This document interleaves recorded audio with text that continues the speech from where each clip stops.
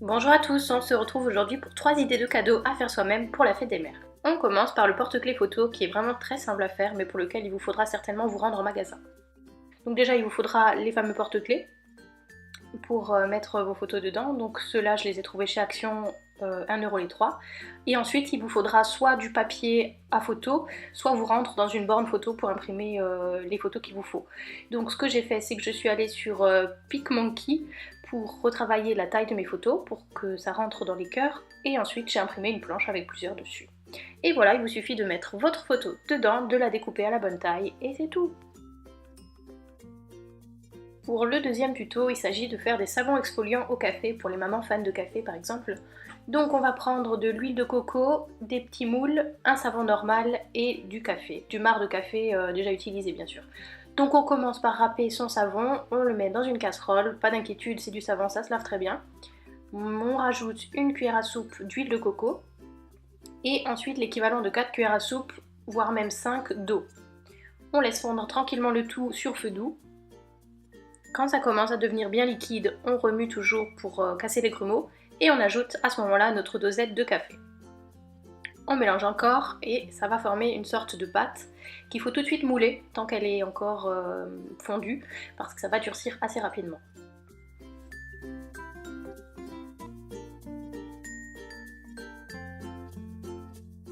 Vous pouvez prendre n'importe quel moule dans votre cuisine pour réaliser ces petits savons. Moi là j'ai utilisé des moules de chocolat je pense. Et du coup pour les remplir il suffit d'utiliser une cuillère à café et surtout de bien aplatir le tout pour que la forme soit jolie. Voilà, avec la quantité tout ce que j'ai réussi à faire. Et ensuite je viens encore une fois avec une spatule tout écraser pour que le savon soit plus joli ensuite une fois séché et qu'il soit plus joli. Je mets le tout 2 heures au frigo et ensuite je peux les démouler tranquillement.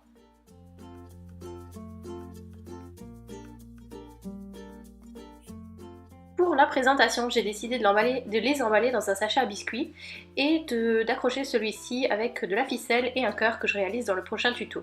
Vous pouvez aussi utiliser des pochons en papier et faire des petites pochettes en papier dont vous trouverez plein de tutos sur internet. Pour la troisième recette It Yourself, c'est une guirlande de cœur avec une recette de pâte à séchage à l'air libre, plutôt rapide là par ces temps chauds, et avec des produits qu'on trouve assez facilement dans une cuisine.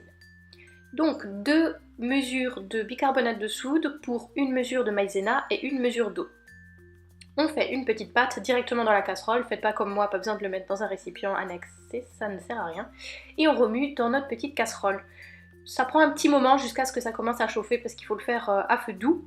Et à partir du moment où ça commence à se solidifier, on retire immédiatement du feu. Donc là, moi je continue à la remuer pour qu'elle s'agglomère bien. Et une fois qu'elle décolle toute seule du fond de la casserole, vous pouvez la passer dans un autre récipient et la travailler entre les mains. Alors c'est super agréable là à travailler, même si c'est chaud, faut faire attention là, pas la toucher tout de suite en la sortant de la casserole, mais c'est super agréable et voilà. Donc on la met un petit peu à refroidir et ensuite on peut tout de suite venir la manipuler. Avec un rouleau à pâtisserie, on va aplatir la pâte, surtout pas trop fine. Il faut quand même garder un peu d'épaisseur, par exemple 3 ou 4 mm, voire même 5. Et avec de jolis emporte-pièces cœur de différentes formes, on va venir découper notre pâte. On va utiliser toute la pâte qu'on a fabriquée. Donc c'est pour ça, prenez pas des proportions trop grosses, sinon vous allez en avoir beaucoup trop. Et ensuite, avec un objet pointu ou plat, on va venir découper des trous où on viendra ensuite passer la ficelle. Donc là j'utilise le bâton d'une sucette, mais vous pouvez aussi utiliser par exemple des cure-dents ou des bâtons de barbecue, je sais pas, ou peut-être même un stylo, enfin tout ce qui est un petit peu pointu et surtout qui peut vous aider à faire un joli trou. Ensuite, je décide de décorer certains cœurs, alors certains avec de l'emporte-pièce, d'autres avec des petits points, d'autres encore avec d'autres petits points, et encore avec l'emporte-pièce pour faire des espèces de motifs dessus, voilà, pour que les cœurs ne soient pas tous pareils, et que ça ajoute un petit peu d'intérêt à la création. Ensuite, vous voyez le beau soleil, et ben, ça a très bien séché en une après-midi, c'est-à-dire 3-4 heures, c'était bien sec. Ensuite, je suis allée prendre de la ficelle dans mon garage.